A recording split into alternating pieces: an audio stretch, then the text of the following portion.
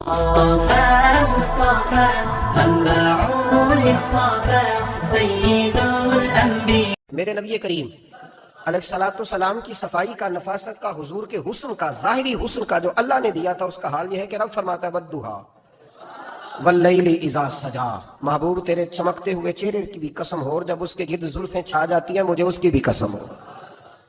اور حضرت عبداللہ بن رواحہ نبی پاک کے صحابی ہیں، وہ فرماتے ہیں کہ حضور کوئی معجزہ نہ دکھاتے، نہ چاند توڑتے، نہ ڈوبا سورج موڑتے، نہ درختوں سے کلمہ پڑھواتے، کوئی معجزہ نہ دکھاتے، پھر بھی نبی پاک کا چہرہ اتنا خوبصورت تھا کہ لوگوں نے دیکھتے جانا تھا اور کلمہ پڑھتے جانا تھا. یہ حضور علیہ السلام کے ظاہری حسن کا حال تھا، لیکن اس کے باوجود اللہ کے محبوب آئینے کے سامنے کھڑے ہو کے کنگھی فرماتے تھے، تیل استعمال فرماتے تھے.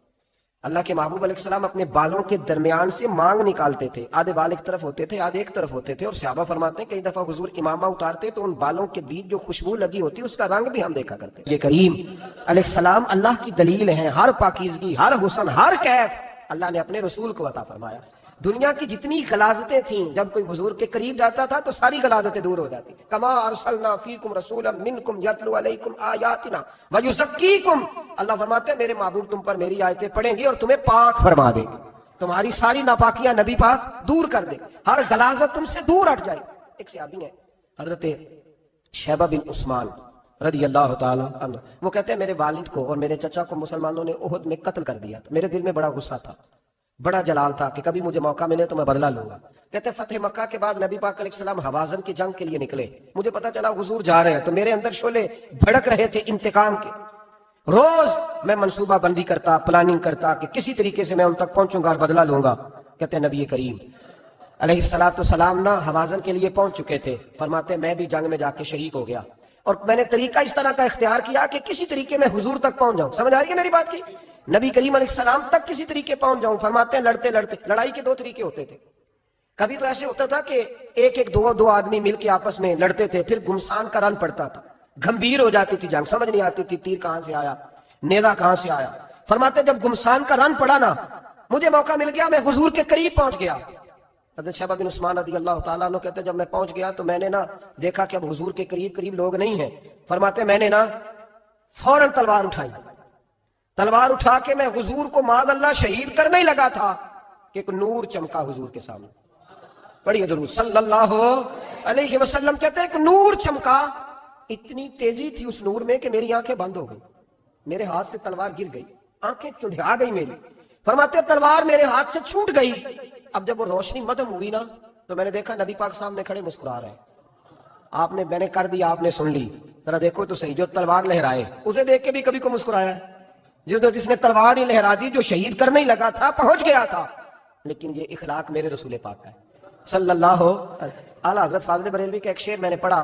کچھ چیزیں ایسی ہوتی ہیں جو بس نا وہ آتی تو سامنے ہیں لیکن وہ اتنا لطف دے جاتی ہیں کہ ٹھنڈا ہو جاتا ہے مزاج. رات کو میں شعر پڑھ رہا تھا اعلیٰ حضرت کا فاضل بریلوی رحمت، اور میں نے شعر پڑھا تو مجھے اچھا لگا سنانا. ایک دوست کو میں نے فون کیا، میں نے کہا یار ذرا شعر تو سن لے، یہ پہلی دفعہ نظر سے گزرا ہے، ابھی سیدھا سادہ لیکن روح تک اتر گیا. اعلیٰ حضرت فرمانے لگے نبی پاک کے بارے میں، فرمانے لگے سیدھی سیدھی روش پر کروڑوں درود، سیدھی سیدھی روش پر، بالکل سیدھی ہے حضور کی باتیں، کسی پیچیدگی کی ضرورت نہیں. کہنے لگے سیدھی سیدھی روش پر کروڑوں درود، سادی سادی طبیعت پہ لاکھوں سلام، سادی سادی طبیعت پہ سیدھی سیدھی روش پر کروڑوں درود اور سادی سادی طبیعت پہ لاکھوں سلام. میرے نبی کریم صلی اللہ علیہ وسلم مجھے دیکھ کے مسکرائے اور فرمایا جب حضور مسکرائے نا تو میں نبی کریم علیہ السلام کو دیکھ کے حیران ہوا کہ میں نے تلوار تانی تھی اور حضور نے مسکرانا شروع کیا.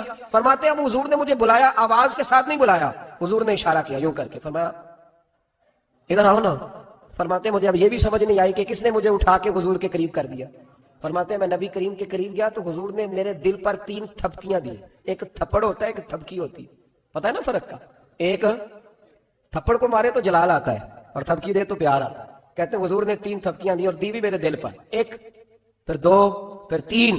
کہتے ہیں پہلی تھپکی دی تو میرے اندر سے کفر نکل گیا، دوسری تھپکی دی تو میرے اندر ایمان داخل ہو گیا، اور تیسری تھپکی جب نبی پاک علیہ السلام نے دی تو مجھے ہر چیز سے بڑھ کر رسول اللہ سے پیار ہو گیا، محبت ہو گئی نبی کریم سے.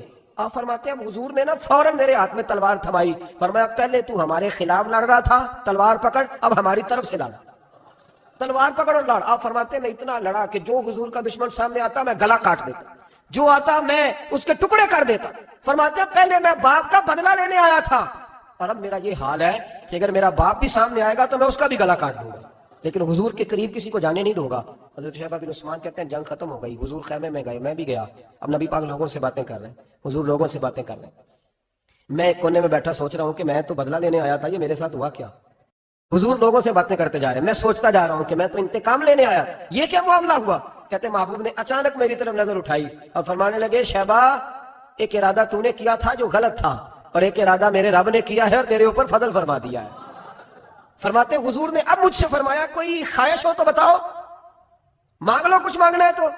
میں نے عرض کی یا رسول اللہ میری بخشش کی دعا کر، بڑا میرا خوفناک ماضی ہے، میں اسلام کا بڑا دشمن رہا ہوں. حضور دعا کر دیں، یاد ماضی عذاب ہے یا رب، چھین لے مجھ سے حافظہ میرا.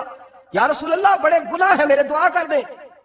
کہتے میں نے دعا کے لیے کہا اور حضور پھر دوسرے لوگوں سے باتیں کرنے لگا، کبھی اس سے کبھی اس سے کبھی اس سے. میں سوچنے لگا کہ میری بات کا کوئی جواب ہی نہیں آیا.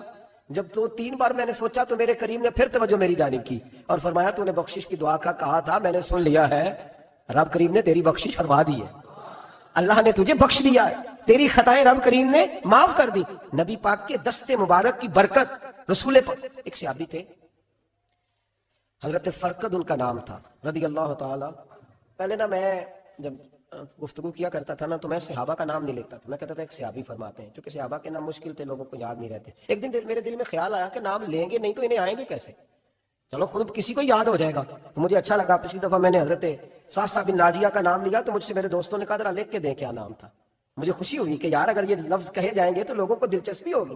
حضرت فرقد ایک صحابی تھے اور یہ وہ صحابیاں جنہوں نے حضرت عمر کے زمانے میں موصل کا علاقہ فتح کیا تھا. بڑے دلیر تھے، ان کی 4 بیویاں تھیں. وہ کہتے ہیں جب بھی یہ گھر میں آتے تو خوشبو اتنی اعلیٰ لگا کے آتے کہ ہم حیران ہو جاتی. عورتیں زیادہ تیاری کرتی ہیں نا مردوں سے کہ نہیں، کہ آج کل مرد زیادہ کرتے ہیں. چلو میں درد چھوڑو، میں اپنی اصلاح کر لوں. تسی دونوں گلاں تے انجن کیتا ہے، اب پتہ نہیں سچ کیا ہے، کون زیادہ تیاری کرتا ہے. چلو بیٹھے جو مرد نے، ویسے میرے پاس جو اخباری تراشے ہیں ان میں یہ لکھا ہے کہ آج کل مردوں کے میک اپ پہ زیادہ خرچ آنے لگا ہے. یہ تحقیقی رپورٹ ہے. اور پاکستان میں سب سے زیادہ جو اخراجات ہیں وہ میک اپ کے سامان کے ہیں. پہلے لڑکیاں بیوٹی پارلر جاتی تھی، اب لڑکے بھی جاتے ہیں. پہلے صرف دلہن جاتی تھی، اب سارا خاندان جاتا ہے. اللہ تعالیٰ معاف کرے. اس کے باوجود بڑی غربت ہے ملک میں، پریشانی بھی بڑی ہے. اس کے علاوہ ہمیں غریبوں کا درد ہے، اس کے باوجود ہم لوگوں کی مدد کرنا چاہتے ہیں. پتہ نہیں کیا ترجمہ کیا ہم نے غریب پروری کا، کیا معنی بنایا، اللہ ہی بہتر جانتا ہے. کہ وہ چیزیں جن کی بالکل حاجت نہیں، بالکل ضرورت نہیں، ان پر لاکھوں لٹا کے کہتے ہیں وہ دیکھو بیچارے کو روٹی نہیں مل رہی. تو بھائی آپ مہربانی کرتے خالی کنگھی کر لیتے، باقی پیسے غریب کو دے دیتے. لیکن چلے معیار ہے نا ہمارا اپنا معیار ہے، اس پر میں جاتا نہیں، بات نہیں کرتا. نبی کریم علیہ الصلوۃ والسلام کے صحابی ان کی ازواج کہتی ہیں کہ اب عورتیں زیادہ تیاری کیا کرتی تھیں، لیکن وہ جب گھر آتے نا تو اتنی خوشبو لگاتے. کہتی ہم چاروں مل کے کوشش کرنے لگی، ڈھونڈنے لگی کہ وہ خوشبو کا پتہ کریں جو یہ لگاتا ہے. ہم نے بازار سارے تلاش کر لیے. عرب کے اندر آج بھی خوشبو کا بڑا شوق ہے اور بڑی مہنگی خوشبو ملتی ہے. کبھی آپ بازار جائیں، کہتی ساری خوشبوئیں لگا لی، تھک گئی. ایک دن چاروں سوتنے مل کے بیٹھی، کہنے لگی ہم نہیں اس کا مقابلہ کر سکتے، آج پوچھ لے کہاں سے خوشبو لگاتا ہے. پوچھ ہی لیتے ہیں، چلو بات ہی ختم ہو جائے، پوچھ لیں. یہ ہم جتنی مرضی اعلیٰ لگائیں، جب یہ آ جاتا ہے نا، کچھ لوگ میرے محفل ہوتے ہیں جہاں آ جاتے ہیں وہاں چھا جاتے ہیں. تو یہ جب آتے ہیں تو چھا ہی جاتے ہیں. کیا کریں، اس طرح کا میرے محفل ہے، کیا کریں اس کا. فرمانے لگی ایک دن چاروں سوتنوں نے مل کے ان کو بٹھا لیا. کہنے لگی بتاؤ تو صحیح خوشبو کون سی لگاتے ہو. کہنے لگے کوئی بھی نہیں، کبھی لگائی نہیں، آج تک نہیں لگائی. تو کہتے ہیں بیویاں کہنے لگی صحابہ تو غلط بیانی نہیں کرتے، پر آپ کیا بات کر رہے ہیں، یہ کیسے ہو سکتا ہے کہ آپ آتے ہیں تو ہم حیران ہو جاتی ہیں. فرمانے لگے جس دن کی تم لگی ہوئی ہو نا میری خوشبو کا مقابلہ کر دیں، مجھے پہلے دن کا پتا ہے. تو میں نے کہا چلو زور لگا ہی لیں، دیکھ ہی لیتے ہیں کہاں تک بات جاتی ہے تمہارے پاس جتنا زور لگا لو. بہرحال میں اللہ کی قسم اٹھا کے کہتا ہوں کبھی نہیں لگائی. تو بیویاں کہنے لگی پھر بتا تو صحیح، تو ایک دلیر آدمی ہے، اور جو دلیر لوگ ہوتے ہیں وہ خوشبوؤں کے اور کپڑوں کے اور ان چیزوں میں زیادہ وقت نہیں لگاتے، ان کے تو مشن اور طرح کے ہوتے. آپ تو مجاہد قسم کے آدمی ہیں پر ہر وقت خوشبو آتی ہے. تو حضرت فرقد رو پڑے، کہنے لگے بیمار ہو گیا تھا، لاچار ہو گیا. حکیموں طبیبوں نے انکار کر دیا. وجود پر میرے آبلے نکل آئے، پھنسیاں بن گئی، ان میں پیپ بھر گئی، بیٹھ نہیں سکتا تھا، اٹھ نہیں سکتا. جب تھک گیا نا تو دروازہ رسول پہ چلا گیا. جب تھک گیا طبیبوں کا تھکایا ستایا حضور کی بارگاہ میں، کہا محبوبہ دیکھے تو صحیح میرا کیا حال. حضور ذرا دیکھے، چل نہیں سکتا، سو نہیں سکتا، بیٹھ نہیں سکتا، تیرے علاوہ غم کسے بتاؤں. کہتے ہیں حضور نے فرمایا 70 ڈھانپ لے، باقی سارے کپڑے اتار. 70 ڈھانپ لے. کہتے ہیں ٹخنوں سے لے کر ناف تک میں نے 70 ڈھانپ لی. باقی سارے کپڑے اتارے. حضور کیا کریں گے؟ فرماتے ہیں نبی پاک نے دست مبارک اٹھایا, برف سے ٹھنڈا, کستوری سے زیادہ مہکنے والا, فرماتے ہیں پورے وجود پر میرے حضور نے دست مبارک ایک دفعہ لگا دیا, اب جدھر جدھر سے گزرتا ہوں ساری دنیا خوشبو سے بھر جاتی ہے. یہ نبی پاک کا دیا ہوا نور ہے, یہ حضور کی عطا کردہ شفا ہے, یہ رسول پاک کے حسن کی خیرات ہے. ایک شاعر نے ایک فقرہ کا کمال کر دی, کہنے لگا ظلمت کو ان کے نور نے کافور کر دیا, جس پر پڑی نظر اسے بھی نور کر دیا. رسول پاک علیہ السلام کے دست خیر میں وہ برکات تھی. حضور حسن کی دو قسمیں ہوتی ہیں, ایک حسن ہوتا ہے ملمہ سازی والا, بیوٹی پارلر والا, ایک حسن ہوتا ہے باطن کا. بچے پتہ کیوں خوبصورت ہوتے ہیں؟ اس پر علماء مناطق نے بحث کی ہے, محدثین نے لکھا ہے. بچہ گدھے کا بھی ہو تو پیارا لگتا ہے. چھوٹا بچہ اگر اس کا رنگ بہت گورا نہ بھی ہونا, صرف چھوٹا ہو, وہ پیارا لگتا ہے, اس میں ایک جاذبیت ہوتی ہے. اس پر ہمارے مفسرین نے, محدثین نے, علماء مناطق نے ایک بحث کی ہے. وہ کہتے ہیں اصل بات یہ ہے کہ بچے جھوٹ نہیں بولتے, بددیانتی نہیں کرتے, دھوکہ نہیں کرتے. یہ جو اندر کی عیاریاں ہوتی ہیں نا, چہرہ بھی خطرناک کر دیتی ہیں. اور جب اندر حسن ہوتا ہے تو باہر بھی حسن ہی ہوتا ہے. بچے میں کوئی مکاری عیاری نہیں ہوتی, فساد نہیں ہوتا, نیت میں فطور نہیں ہوتا, کسی کو لوٹنے کا ارادہ نہیں, کسی کو شیشے میں اتارنے کا پروگرام نہیں بتاتا. بچہ چرب زبان نہیں ہوتا, اس کو طریقہ نہیں ہوتا, وہ لوگوں کو قائل کرنے کے ہر وقت دوڑتا نہیں, الٹی سیدھی گیمیں نہیں چلاتا, کیونکہ اندر حسن ہوتا ہے. تو وہ حسن اس کے چہرے پر معصومیت بن کے آتا ہے. سمجھ آ رہی ہے میری بات کی؟ اس کی دلیل میرے رسول پاک علیہ السلام نے بخاری میں فرمایا اللہ کا ولی وہ ہے جس کا چہرہ دیکھو تو اللہ یاد آ جائے.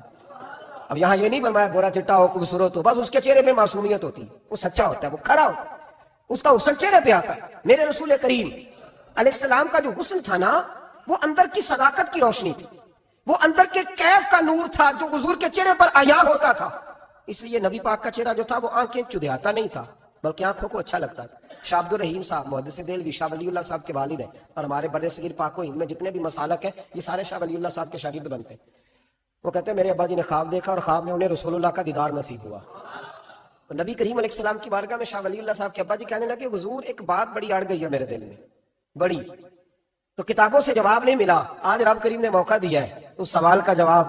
تو عبد الرحیم پوچھو کہ یا رسول اللہ حضرت یوسف کا حسن دیکھ کے لوگوں نے انگلیاں کاٹ لی, پر آپ کو تکنے والے تکتے ہی رہے, کوئی بھی ہوش نہیں ہوا, کسی نے انگلی نہیں کاٹی. تو کہتے ہیں محبوب نے فرمایا عبد الرحیم رب کریم نے اپنی غیرت کے ساتھ میرے حسن پر 70,000 پردے ڈالے, یہی بہتر ہے کہ پردوں میں وہ پردہ پوش رہے, وہ اگر پردے اٹھا دے تو کسے ہوش رہے.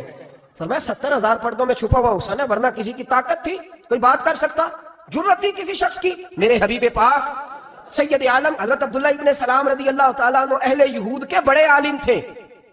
فرماتے ہیں میں تورات زبور انجیل کا جاننے والا تھا. جس دن حضور مدینہ طیبہ ایک قصوہ نامی اونٹنی پر بیٹھے تھے, میں حضور سے مناظرہ کرنے, بحث کرنے آیا.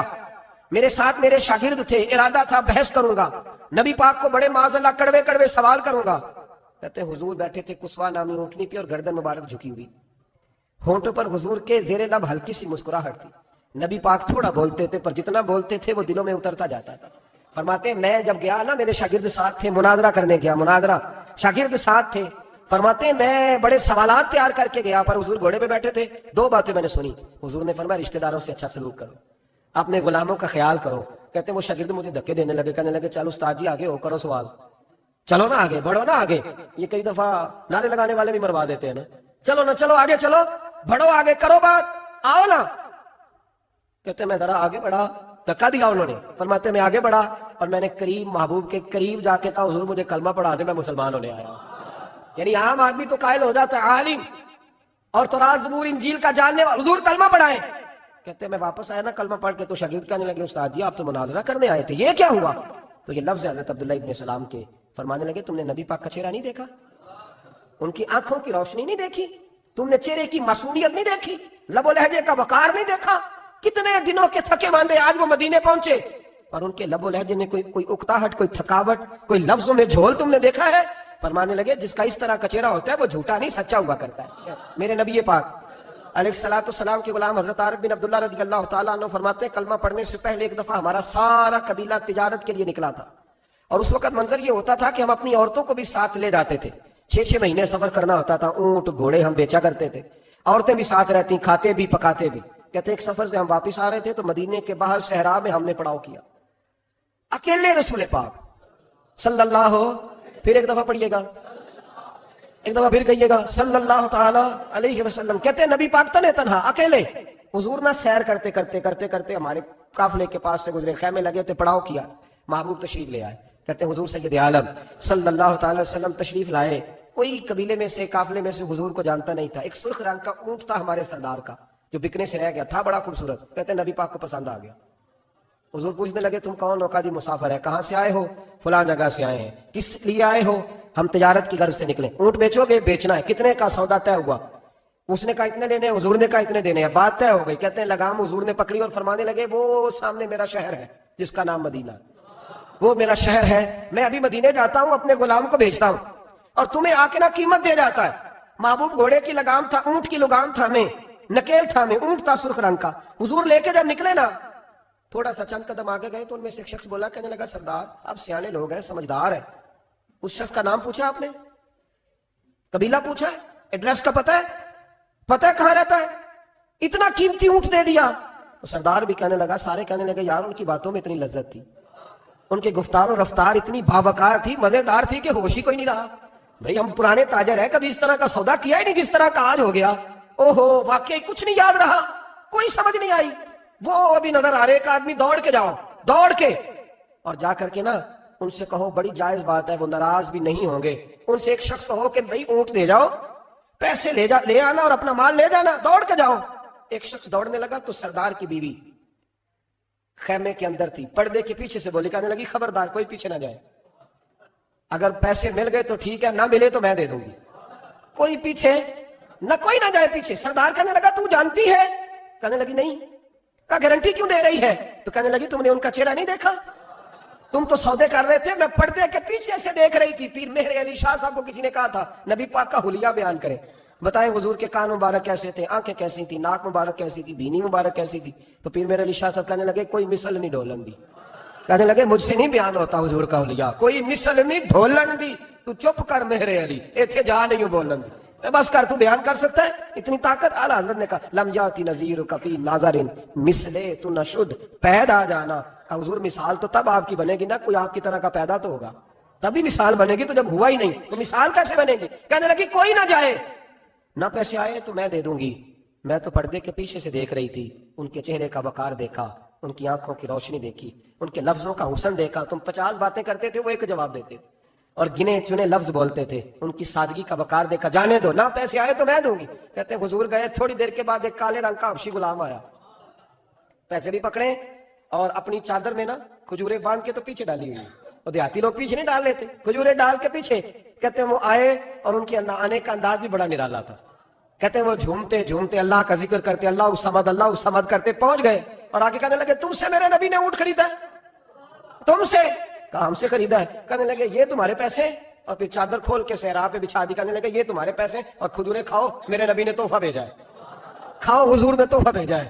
تو وہ سردار کی بیوی اوٹ ہٹا کے کہنے لگی اور کالے رنگ کے حبشی غلام انہیں کھجوریں کھلا اور مجھے اس عزت والی ماں کا نام بتا جس کے گھر میں ایسا لال پیدا ہوا، انہیں کھجوریں کھلا، اور مجھے اس عظمت والے باپ کا نام بتا جس کے گھر میں ایسا پھول کھلا ہے، وہ قبیلہ تو بتا تو صحیح، وہ کون تھے؟ 2 گھڑیاں رکے ہیں پر خوشبو ہی پھیل گئی ہے، رنگ ہی بدل گیا، تار کوئی مثل نہ ڈھولن دی، تو چپ کر مہر علی، ایتھے جا نہیں بولن دی۔ حضرت طارق بن عبداللہ کہتے ہیں جناب بلال فرمانے لگے وہی تو اللہ کے آخری رسول ہے، وہی تو خاتم المرسلین ہے، وہی تو ہے جنہیں اللہ نے ساری انسانیت کے لیے نمونہ عمل بنایا۔ کہتے ہیں ہم اونٹ بیچنے گئے تھے پر سارے کا سارا قبیلہ ہی مسلمان ہو گیا۔ نبی پاک کی حضور کے ظاہری حسن کے تذکرے ہماری اولادوں کو آنے چاہیے۔ ایک شعر مرحوم اعظم چشتی نے کہا تھا، کمال کر دی، کہنے لگے سمجھا نہیں ہنوز میرا عشق بے ثبات، تو کائنات حسن ہے یا حسن کائنات؟ میں آج تک سمجھ نہیں سکا، سمجھا نہیں ہنوز میرا عشق بے ثبات، تو کائنات حسن ہے یا حسن کائنات۔ بھائیو وہ سارے طریقے اپناؤ جو رسول پاک نے عطا فرمائے۔